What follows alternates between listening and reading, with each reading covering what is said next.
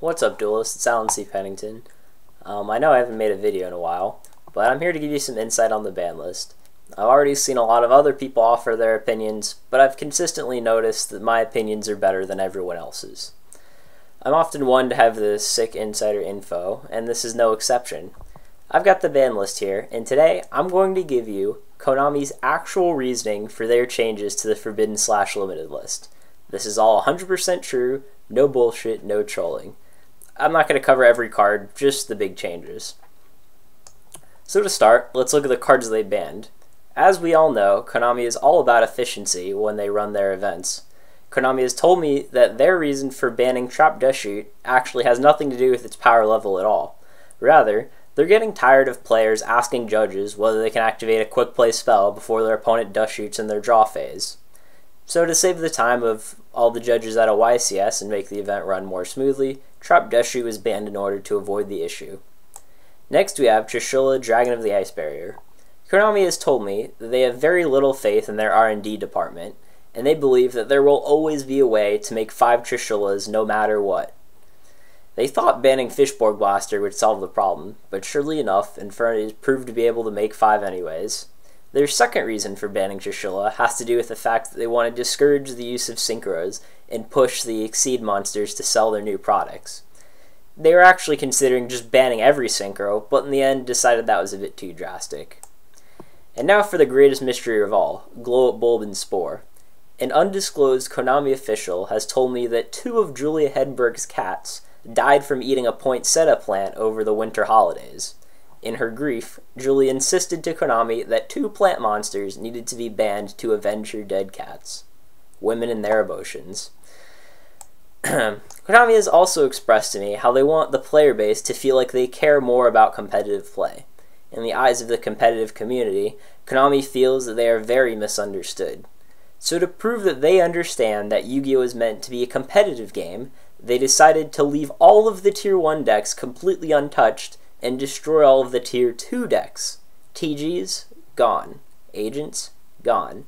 By killing all of the Tier 2 decks, it forces players to play a Tier 1 deck and be competitive. What a brilliant idea. However, Konami was very careful about how they killed the aforementioned decks. Rather than hitting the cards that were actually overpowered, like Master Hyperion and Horn of the Phantom Beast, they decided to hit the tuners, the Agent of Mystery Earth and TG Striker.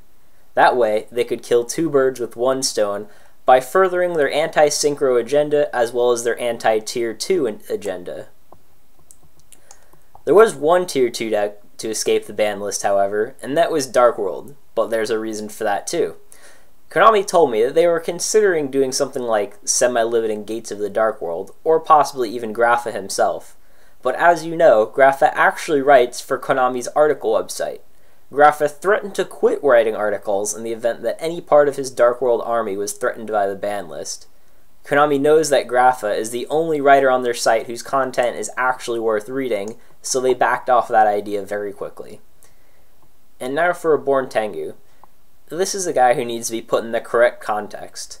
Like many other cards on this list, Reborn Tengu is yet another card who is not hit due to his power level, but something else entirely. Rather, Konami has told me that they semi-limited Reborn Tengu just to prove that they could. Players have speculated for years that it's impossible for Konami to put a TCG exclusive on the ban list, but apparently this is not the case at all. Konami could have semi-limited an overpowered exclusive, like Tour Guide from the Underworld, or maybe Wind-Up Shark, but that would go against their pro-Tier 1 attitude. So rather, they semi-limited Reborn Tengu, who had gone from literal best card in the game to near unplayable in the span of 8 months, just to show us duelists that any card in any part of the world is not safe. And last but not least, everyone knows that Mexicans love 6 Samurais. Unfortunately, winning their YCS was just not good enough for them. They want the deck to be even better.